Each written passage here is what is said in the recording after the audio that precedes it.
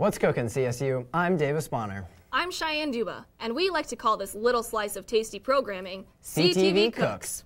We've got a great show tonight, full of fall-themed goodness. Right off the bat, Cheyenne shows us her carrot cake baking abilities, and then I'll teach you how to make macaroni and cheese and slow cooker pork, sure to keep you warm in these coming cold months.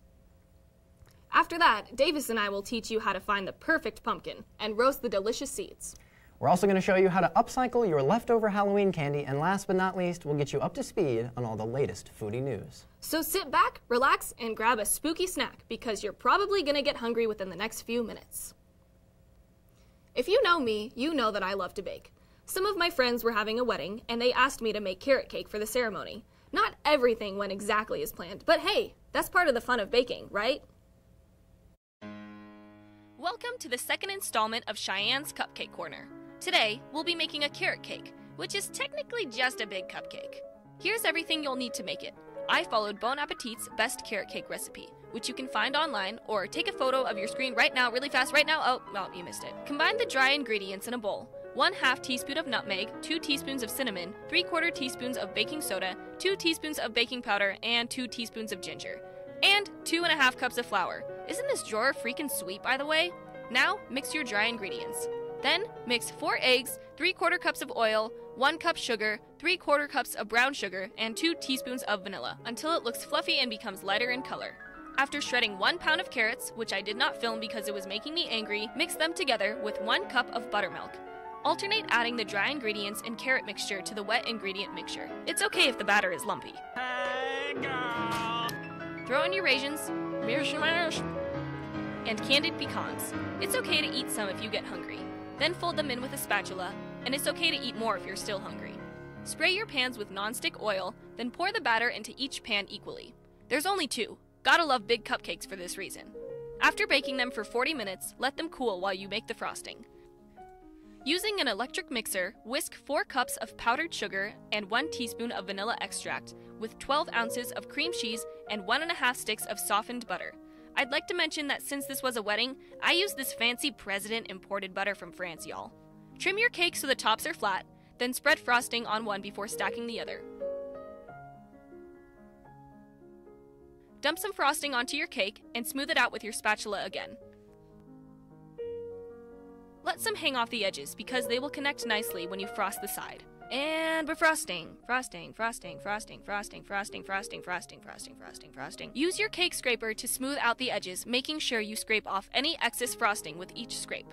Hold your scraper at an angle with the top and pull from the edge to the middle. I'm seriously considering changing the name of this segment to Harry Cupcakes with Harry Potter at this point. Come on, girl, what are you doing? It's a Harry Cupcakes with Harry Potter. It's okay if it's not perfect. Mine wasn't because I had 15 minutes until the ceremony at this point. Using your shell tip, pipe along the bottom edge of the cake. And when I finally move my head, you can see the swirl decorations I chose to use. Oh man, that side is rough. That's what the back is for. Presenting a cake is like dealing with your emotions healthily. Just push all the ugly to the back and don't look at it. Top the pipe of your cake, and voila! Hopefully my friend's marriage lasts longer than that cake did. Well, it looked delicious. Was it delicious? Honestly, it really wasn't that good. Yeah, I think that, like, so when we baked it, I baked it in the oven for like an extra 20 minutes, and then I put it in the freezer, but it was still mushy, so I kind of just put the frosting on it, but it's okay because it looked good. Well, so at least I was going to say, as long as it looks good, that's the important part.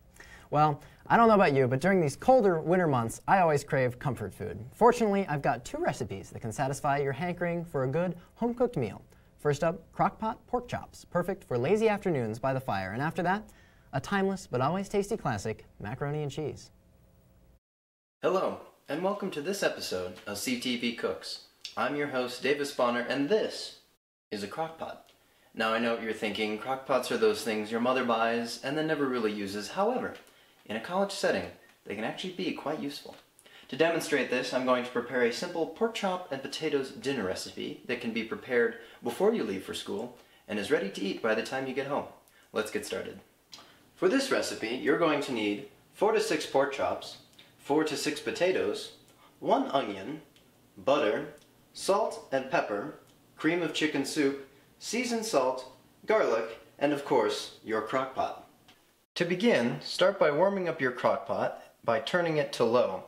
Then, take your butter and grease the pot lightly by running it along the inside of the pot. Next, take your potatoes and slice them into roughly 1/4 inch sections. Once your potatoes are sliced, take your onion and cut them into roughly 1/4 inch slices as well. Now that your potatoes and onions are sliced, begin by laying a thin layer of both along the bottom of the crock pot. On top of your bed of onions and potatoes, place 4 to 6 pork chops on top. Now that your pork chops are in the crock pot, add salt and pepper to taste. Now add your cream of chicken soup on top of the pork chops. Finally, take 1 to 2 cloves of garlic and mince it before adding it on top of your pork.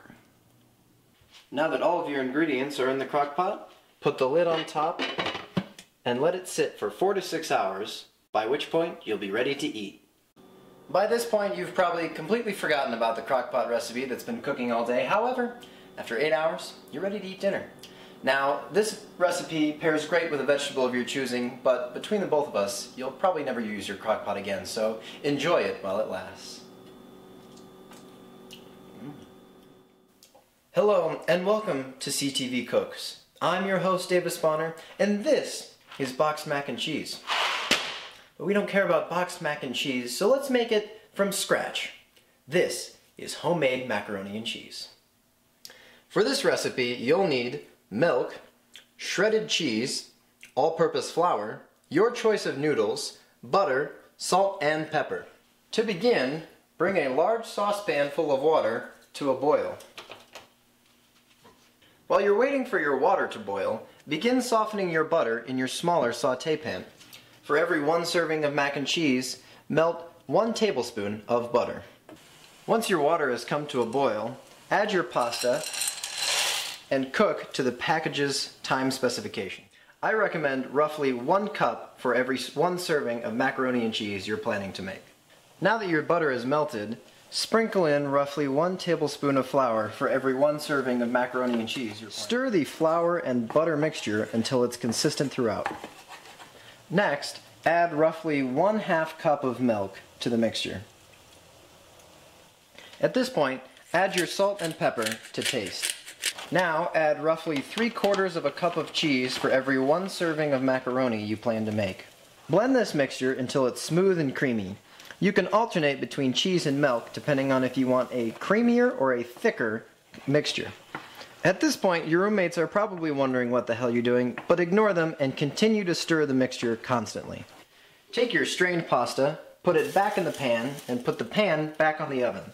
Now, take your cheese sauce and pour it over the noodles. Let this mixture sit on the hot burner for a while to reduce. Once your mac and cheese has thickened to your liking, put it into bowls and you're ready to eat. Congratulations! You've just made mac and cheese from scratch, not a box. At this rate, you'll be ready to take on the world and all that it has to throw at you. Don't even try to argue with me on this, but crock-pots are the best. I mean, you just throw a bunch of stuff into them and you walk away, and when you come back, you got a full meal ready to go. So. Yeah, that looked really, really good. Well, and you can also make it with cream of mushroom soup instead of cream of chicken soup if you want, so kind of change it up. I don't know how I feel about cream of mushroom. I have a bad Spice up your experience with it crock-pot when life. I got my wisdom teeth out, so I stay away from it's cream of you know, mushroom. 6 in one, half dozen in the other, but oh well. So right on. Never go wrong with cheese, though. It's the Always best, good. Yeah. Halloween is right around the corner, which brings up the age-old question: what to do with all that leftover candy? I normally just eat it all in one sitting, but for some reason you have leftover trick-or-treat goodies. You'll need to find a good way to put them to use. We're going to show you some life-changing hacks on how to upcycle leftover Halloween candy right after this short break.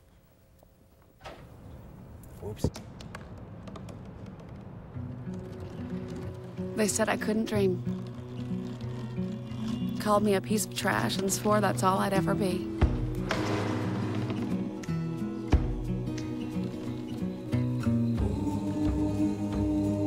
Said a bottle couldn't see the ocean.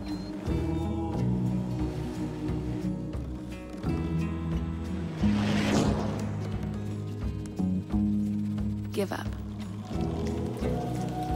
Go back to the dumpster. But I didn't listen. I made my way.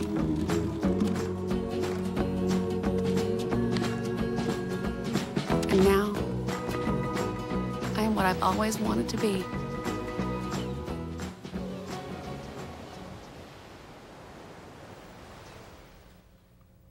Welcome back, Rams. Get out a pen and a piece of paper because you're about to learn some valuable life lessons. Yep, as promised, we're going to show you how to take all that boring leftover Halloween candy and turn it into something that's equally unhealthy but more exciting for your taste buds. As you can see here, we have a couple different dishes that incorporate various different candies. We wouldn't be very trustworthy chefs if we didn't try our own creations. So after explaining to you what each of these dishes are, we'll taste test them and review them. Let's get to it. So this candy snack mix like trail mix, but way better. It's got pretzels, Chex Mix, mellow cream pumpkins, Reese's Pieces, or M&Ms if you're allergic to peanuts. All right, so all right, you ready? Yeah. I haven't actually had... I haven't had one of these pumpkins in so long. Honestly, I think that these are just like candy corn pumpkins. Yeah, I know. No, they are. That's not bad, actually. Yeah. Yeah. I mean, nobody actually buys candy corn. They just recycle it from last year, so this, plays into that. So that's pretty good. This is like the good part of the Chex Mix too. So the little, the bread thing. Yeah. Let me see. that's a plus. This is the like Reese's, yeah. fancy. Class A, grade A. Well, let's see. Next up, we have Butterfinger Fudge, which is actually just made from 4 ingredients. Despite the name, this fudge is made using candy corn, peanut butter, evaporated milk, and white chocolate chips. And that's it. So, are you ready? Okay, yeah, I'm really excited to try this I one. know, yeah, I've been eyeing this one Go for since it. I saw it. Yeah, how's it? Ooh. The texture is really good. Wow. Yeah, it's That's fudgy. really, really good. That's a technical term, actually, by the way. Fudgy. It is fudgy. Yeah, that's really good. That's the first and the time I've flavor's heard nice, that. too. Yeah. It blends nicely with what I have left from the Chex Mix, so that's a good... Yeah. It's very like peanut buttery, but it works that's true. really, really well. That is true. Props to our producer Lauren for making these snacks. These snacks are awesome. They're very, very good. Spookalicious. Right on. Well, what else do we have? I'm gonna finish that fudge. Last but not least, we've got this easy 3-ingredient treat, Pop Rocks popcorn. The name tells you basically everything you'll need to add. Or everything you need to add is a little chocolate coating of your choice. We went for white chocolate. All right, so let's try the Pop Rocks and give it a nice fizzy sensation. That's really good. Oh, I There's a just nice after fuzz from Pop. I just got a kernel. Oh, I don't know what to do with it. I'll just take it back out. yes, Put it in my pocket with the pretzel that I put in my mouth earlier. All right, okay. Yeah, the white chocolate's good. I wonder how it would be with dark chocolate. I wonder too. Because it kind of, Yeah, I It may think be a that little this one is saltier. definitely the favorite of everybody that has tried it so yeah, far. that's fair. That fudge is, I'd say the fudge is a close second. Yeah, fudge is a close second. But with this popcorn, I feel like the more you eat, the more you want. Yeah, Pop Rocks are, yeah, it's interesting. I'm not always a huge fan of Pop Rocks, but it works well in the popcorn. So Pop Rocks are popping. Indeed they are. So, right on. Oh, cool. Well, now that you don't have to worry about wasting leftover candy, let's move right on to the next seasonal culinary topic, pumpkins. We're going to show you how to select and prepare the perfect pumpkin for an unforgettable fall treat right after this break. Listen, I realize that I'm not perfect, but it all really started to change because you judge me for having a problem. No one is going to know that I need help. I need help. I know that no one is going to judge me for having a problem. I realize that I'm not perfect, but it all really started to change because you listen. Well, Thomas, you've got pre-diabetes. But with more exercise and a change in diet, it can be reversed. I've tried exercising. It just makes me hungry for bacon. I love bacon, too. And who really likes to exercise? Not me. Me neither. Nobody. So we're good? What? Oh, you still have pre-diabetes. Big time. Welcome back, everyone. Fall is a magical time filled with changing leaves, the scent of cinnamon, and of course, pumpkin-flavored everything. That's why it's never been more important to know the methodology behind selecting the perfect pumpkin. Cheyenne and I did some recon to figure out the science behind the ideal gourd. And no trip to the pumpkin patch would be complete without a tutorial on carving and seed roasting. Let's get this pumpkin palooza rolling. Hello and welcome back to CTV Cooks. This is our special fall cooking extravaganza episode. I'm your host, Davis Bonner. And I'm your host, Cheyenne Duba. Today, we're here at Something from the Farm, which is a family fun fall farm. My second family, the Dorries, live here, and they've had this farm for about 10 years or so. We have a corn maze over there, and we have a pumpkin patch right over here, and we're going to be picking out a pumpkin here real soon. Let's get started. Davis was supposed to go scope out the corn maze, but I haven't heard from him in 20 minutes. Davis! Davis! We should probably go find him. I think he went this way. Oh! Hey! Once you've made it out of the corn maze alive, you come over to the pumpkin patch. Now, these vicious creatures are sleeping right now. They're actually nocturnal. You have to be very careful not to disturb them. But you sneak up on them very carefully, and then when you get at the right distance, you strike. When finding the perfect pumpkin, it's smart to draw your design on a piece of paper first to make sure it fits. What was that? It's a cat. It doesn't look like a cat, it looks like a goat. Dude, it's a cat. Unbelievable. Step 2. Find some better friends. Hey, nice cat. Thanks. Picking the perfect pumpkin is like picking the perfect partner. And while people say there's plenty of pumpkins in the patch, there are certain traits that are more ideal than others. There'll be a lot of rejects, but never settle.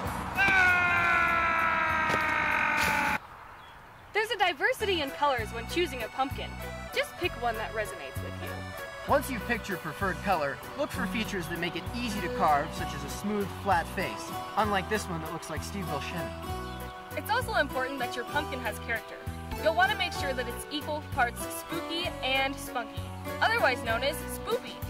And remember, kids, size matters. It really does. Now that you've picked your perfect partner pumpkin, you're ready to take it home and begin eviscerating it for public amusement. Now that you've convinced your perfect pumpkin to come home with you, it's time to begin evisceration. Carve around the stems so you can scoop out all the innards. When it comes to scooping out the innards, you can use a ladle, but I've honestly found that using your hands works much better. If you have long nails, that's a plus. If you really want to have enough seeds for your Halloween party, you're going to need to be okay with getting your hands a little dirty. Trust me, it will be worth it. And as an added bonus, pumpkin slime is actually an excellent moisturizer, guaranteed to keep your hands soft and free of cracks for this cold winter. Rinse your seeds off after cleaning them as best as you can.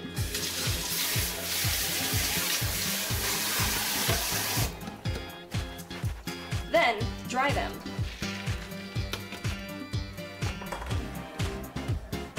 Put your seeds on a cooking sheet. To season your seeds, sprinkle them with a little bit of olive oil, and then add some other seasonings to taste. Some options include garlic, salt, black pepper, or chicken rub. With your oven set to 400 degrees, set your timer to 45 minutes to an hour. Now's the fun part, carving! The hardest part is making a decision on what you'll want to do. This is such an important decision because your design will reflect your persona to the rest of the neighborhood. When it comes to carving your pumpkin, all I can say is just be safe. Cutting your fingers off will completely ruin your night. Stick a candle in your little pump and watch how lit your Halloween gets. And voila! After an hour, your pumpkin seeds are ready to eat. This has been the CTV Cooks Fall Cooking Extravaganza. Thank you for joining us.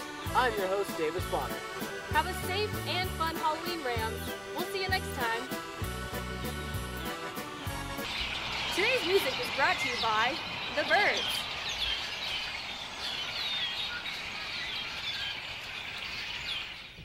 So my pumpkin carving ability to like hit the target might not be as good as I thought it was, so I'll have to try again next year, I guess. I know, at least your fingers weren't in the way. You know, That's and the only thing that matters. Pretty. Yeah, it looked good. And it did look really good. I was so surprised how well it turned out. The birthday number 8 birthday cake, candle, yeah. Even though our pumpkin was not 8 years old, but we tried. So, oh well, we made it work. That's what counts. Well, it looks like it's time for us to take a short break. But when we come back, we've got all the latest and greatest foodie news for you.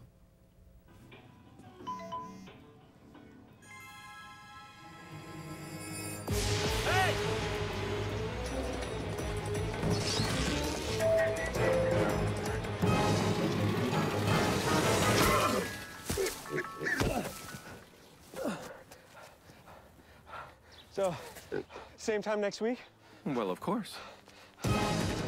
Put away a few bucks, feel like $1 million. For free tips to help you save, go to Feed the Pig. You are listening to 90.5 KCSU Fort Collins with DJ Mean Beef, DJ Nightshade, DJ Wildcard.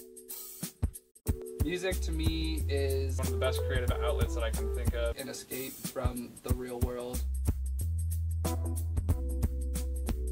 Music to me is an expression of love. To go from like folk to hip hop to like classic rock, 1960s bossa nova. With music, there's like no boundaries. And I work here because I love music, and you do too.